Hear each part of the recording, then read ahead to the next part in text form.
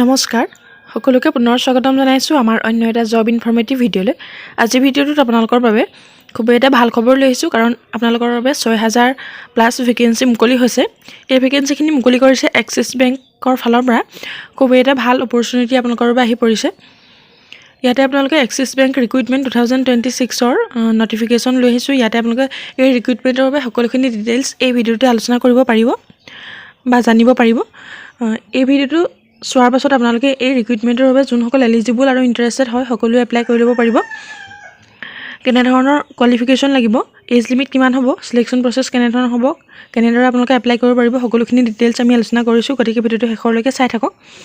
আৰু আমাৰ চেনেলটোত যদি আপুনি প্ৰথমবাৰৰ বাবে ভিডিঅ' চাই আছে তেনেহ'লে চেনেলটো ছাবস্ক্ৰাইব কৰি কাষতে থকা বেল আইকনটো প্ৰেছ কৰি ৰাখিব এনেধৰণৰ জব ইনফৰমেটিভ ভিডিঅ'সমূহ নটিফিকেশ্যন প্ৰতিদিনে লাভ কৰিবলৈ। তেনেহ'লে আহক দেৰি নকৰি আমি এক্সিছ বেংক ৰিক্ৰুইটমেণ্ট 2026ৰ এটা অভাৰভিউ চাওঁ।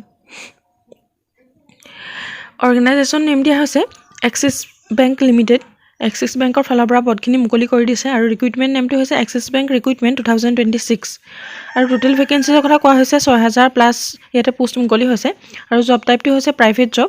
আপোনালোকে এক্সিছ বেংকৰ ফালৰ পৰা এটা প্ৰাইভেট জব লাভ কৰিব পাৰিব। আৰু পে স্কেলটো দিয়া হৈছে আপোনালোকে 42,000ৰ পৰা 56,000 আপোনালোকে পাৰ মান্থ এটা এক্সপেক্টেড চেলাৰী লাভ কৰিব পাৰিব।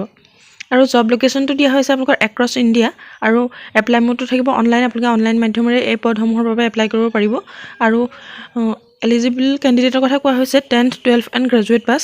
আপোনালোকে যোনসকলে 10th পাছ কৰিছে তেওঁলোকেও ইয়াতে এপ্লাই কৰিব পাৰিব। 12th পাছ কৰাসকলেও এপ্লাই কৰিব পাৰিব। আৰু যিখিনি গ্ৰেজুৱেট হয় তেওঁলোকেও ইয়াতে এপ্লাই কৰিব পাৰিব। আৰু অফিচিয়েল ৱেবছাইটটো দিয়া হৈছে www.axis.bank.in। এই ৱেবছাইটটোতে আপোনালোকে গৈ এপ্লাই কৰিব পাৰিব যোনসকল এলিজিবল আৰু ইণ্টাৰেষ্টেড হয়।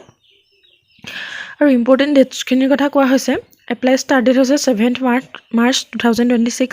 মাৰ্চৰ 7 তাৰিখৰ পৰা আপোনালোকৰ বাবে ইয়াতে এপ্লাই ষ্টাৰ্ট হৈ গৈছে। আৰু এপ্লাই লাষ্ট ডেটটো হৈছে 10th এপ্ৰিল 2026। আপোনালোকে এপ্ৰিলৰ 10 তাৰিখ পৰ্যন্ত ইয়াতে এপ্লাই কৰি থাকিব পাৰিব।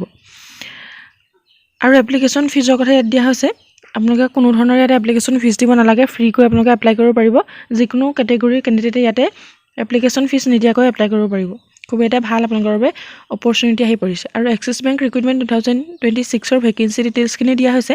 কেনেধৰণৰ পদ আপোনালোকৰ বাবে মুকলি হৈছে সেইখিনি ইয়াতে আপোনালোকে জানিব পাৰিব। Cashier, banker, relationship officer, assistant manager, clerk, PO, sales officer, পিয়নৰ চুইপাৰ আৰু বিভিন্ন ধৰণৰ ইয়াতে পদ আপোনালোকে দেখিবলৈ পাব। কোনটো পদৰ বাবে আপোনালোক এলিজিবল হয় সেইটো পদৰ বাবে এপ্লাই কৰিব পাৰিব। আৰু এক্সিছ বেংক ৰিক্ৰুইটমেণ্টৰ আপোনালোকৰ এজ লিমিটখিনি দিয়া হৈছে 18ৰ পৰা 40 ইয়াৰ্ছৰ কেণ্ডিডেটসকলে এপ্লাই কৰিব পাৰিব। যোনসকলৰ ইতিমধ্যে 18 ইয়াৰ্ছ হৈছে আৰু 40 ইয়াৰ্ছ হোৱা নাই তেওঁলোকে এপ্লাই কৰিব পাৰিব। মুঠতে আপোনালোকে 18ৰ পৰা 40 বছৰৰ কেণ্ডিডেটসকলে এপ্লাই কৰিব পাৰিব। আৰু এডুকেশ্যন কোৱালিফিকেশ্যনৰ কথা কোৱা হৈছে আপোনালোকক 10th, 12th এণ্ড গ্ৰেজুৱেটসকলে এপ্লাই কৰিব পাৰিব। যিসকলে 10 পাছ কৰিছে তেওঁলোকো এলিজিবল হ'ব। আৰু 12 পাছ কৰাসকলে ইয়াতে এলিজিবল হ'ব। আৰু গ্ৰেজুৱেশ্যন পাছ কৰাসকলে ইয়াতে এলিজিবল হ'ব। আৰু চিলেকশ্যন প্ৰচেছটোৰ কথা দিয়া হৈছে ইণ্টাৰভিউ আৰু ডকুমেণ্ট ভেৰিফিকেশ্যন। ইয়াতে আপোনালোকৰ কোনো ধৰণৰ লিখিত পৰীক্ষা নহয়, ইণ্টাৰভিউ হ'ব। তাৰপাছত আপোনালোকৰ ডকুমেণ্ট ভেৰিফিকেশ্যনৰ যোগেদি চিলেকশ্যন প্ৰচেছটো হ'ব। খুব এটা ভাল আপোনালোকৰ বাবে সুবিধা আহি পৰিছে।